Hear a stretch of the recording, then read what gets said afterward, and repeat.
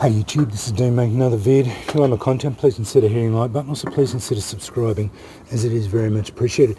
Just got back from the forge. Thanks Andrew for letting me come over. We saw it was going to be a cool day, and it turned out to be fantastic. Virtually no humidity and 22 degrees, 23 degrees. Fantastic day. Got a lot done, and I am buggered, but in a very good way. Very productive day and lots of things done. First off, pickaroon. Now it is a beast. Found some markings. Department of Defence, and it's got the arrow on it. So this was originally a Department of Defence pick. I didn't do any forging on it at all. Basically cut that piece off the end of it, squared it off as a hammer, turned that into a wood wedge. So this has been hardened and tempered, which will turn into a beautiful wood wedge. Just flog that into a piece of wood and it will split wood like nobody's business. Then ground the pick into shape, hardened and tempered the tip, and as you can see in the blue colours, it got hard there. The rest of it's soft. Put a matic handle on it. Yeah, and it's just friction fitted on to there. So there, it's a beast.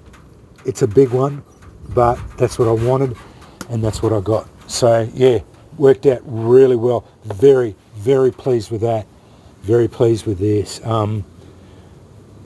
Probably not exactly what the wood wedges are like, but I think it's going to work out well. I just sharpened it up on the 72, basically ground it to shape, squared it all off, and it looks like it's going to work really well. Son did this. This is a frow. So I helped him a bit. It's out of an old rasp. We basically just did the eye, so just flogged the eye around, put it on the 72, ground it to about a chisel sharpness. It is not hardened. It's been in the forge but hasn't been hardened at all, so it's as soft. It's been normalised or annealed. These are a strike tool, so you can hit them with anything. It's not going to break. And this has just been put in and away you go. So we wanted a frow, we've got one now. Pretty easy to make. Too expensive to buy. Very happy with this. I wanted a draw knife because while I'm no woodworker and I don't really like it much, I saw them online. They're fairly expensive to buy, but I saw a straight draw knife like this, and I thought, why not make one? Apparently I'm a blacksmith, so I can do that. So I did. I've got made a wheelchair out of a wheelchair file, stamped my Orion on it, took it to 400 grit. It's got the chisel edge on it. Put two chisel handles on it. Turned out alright. Hardened it, tempered it. Yeah. Took all the teeth off the back just for how it should be, but yeah, did all the grinds myself. Not too bad. I'm not really good at freehand grinding, but yeah. But very, very happy with the way that turned out. I know most draw knives tend to have the bent handles, but I've seen a couple now that have got the straight handles. So yeah, I wanted a draw knife for my kit that I'm building, so I got one. Anyway, too expensive to buy. My mum wanted 4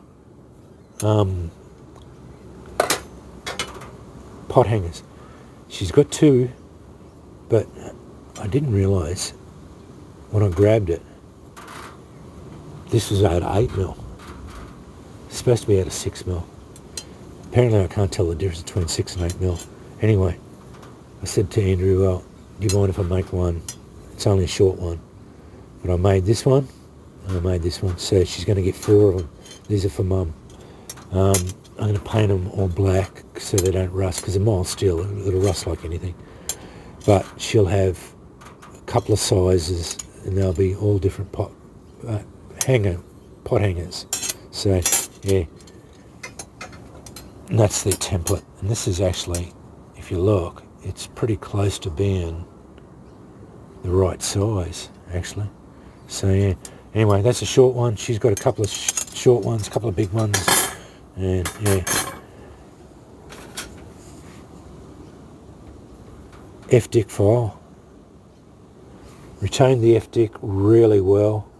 Used my Thor copper hammer mainly. Got all the hammer marks out. It's all in plane. Looks really good. Made in Germany. You can actually retain the made in Germany even. F-dick stayed up really well. Really nice.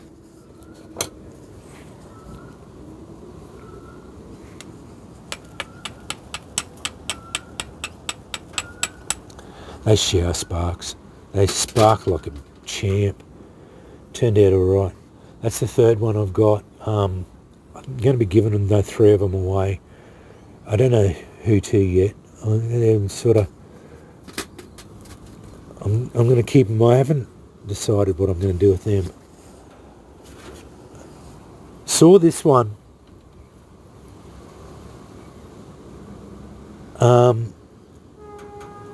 I saw this on Facebook.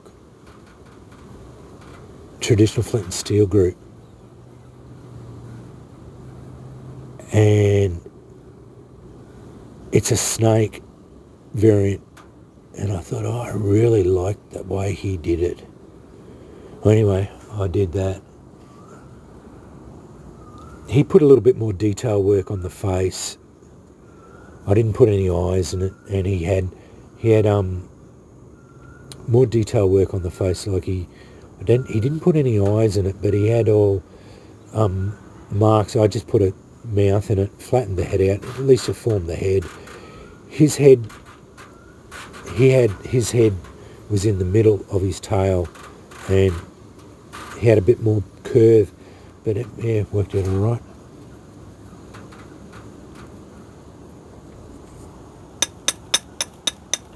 Out of Wiltshire file.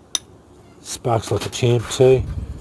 Turned out alright. Looks alright. It's all in plain. My variation on it. It's nice. Let's get some embers. As I keep saying, we're playing it by ear. I don't know. Temperatures in Brisbane are usually hideous in summer for us. 30 degrees or more. And it's too hot to be forging. So we usually don't forge much during summer. That one didn't look like it got charred properly. It's got residue and it's brown. Terrible. It's cheesecloth. It's a terrible one. Terrible cook. Yeah, well, let's see how we go.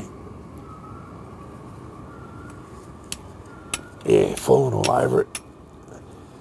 Going out. It's not real good. Yeah, it's terrible cheesecloth, but it wasn't cooked properly.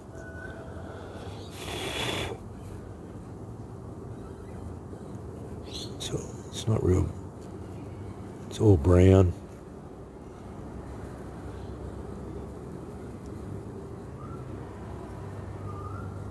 And there's residue on it. I'm not trying to make excuses, just saying what it is, what's happening. As you can see, sparks flying into it. It just keeps going out. I don't know what happened with that one.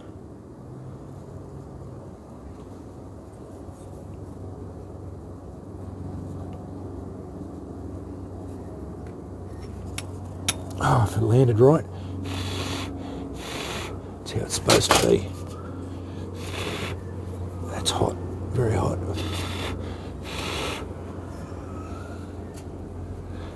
Very hot. That one works.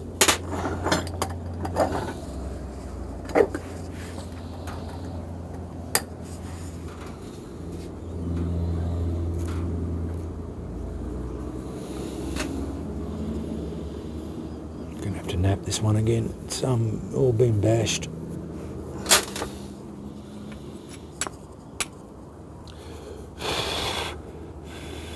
Certainly working.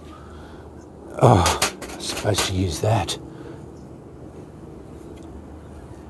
I've already done that one.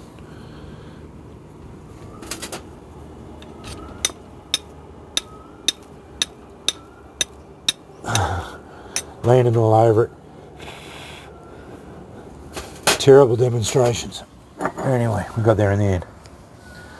Yeah, had a fantastic day. Really enjoyed myself. Good to catch up with Andrew. Young fella came along with me too, so we had a fair bit of carry on. All good, all the time. Very, very happy with that. Haven't tried it out yet. I took it to 400 grit. It's fairly sharp.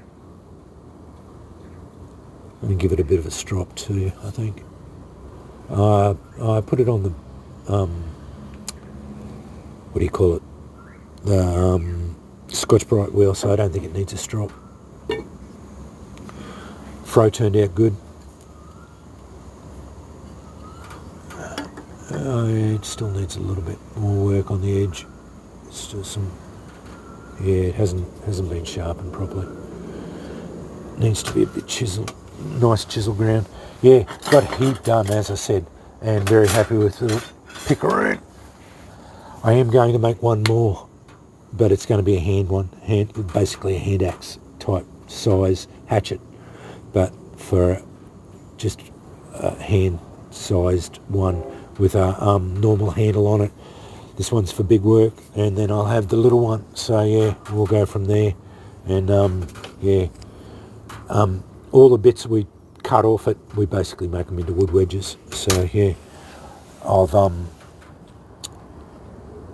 I keep buying more bits and pieces for this kit, and as I said, that kit's getting out of control. I've got 3 bags of it, so, but I've got 2 more bits for it. I'll make a leather sheath to go over this, and put some linseed oil into there.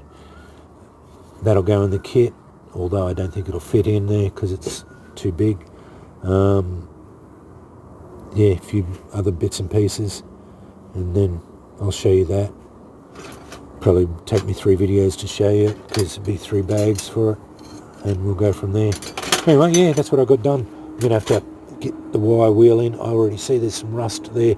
Basically, they start rusting as soon as they come out of the forge, because yeah, I anneal this, but I'm going to anneal it again, so just to soften this, make sure it doesn't break if it ever gets dropped. So yeah, and again I'll do that to this, so I'll get the blue mark up on it. But yeah, I put them in water so that the stroke plate doesn't lose its hardness. Anyway, that's what I got done at the forge. Yeah, as I said, too hot, so we're playing it by ear. If we get another cold day, we may do, but usually we write December off completely. Maybe even January. We'll see how we go. We'll see what happens, and hit it again in February. So yeah, we'll go from there. Anyway, thanks for watching.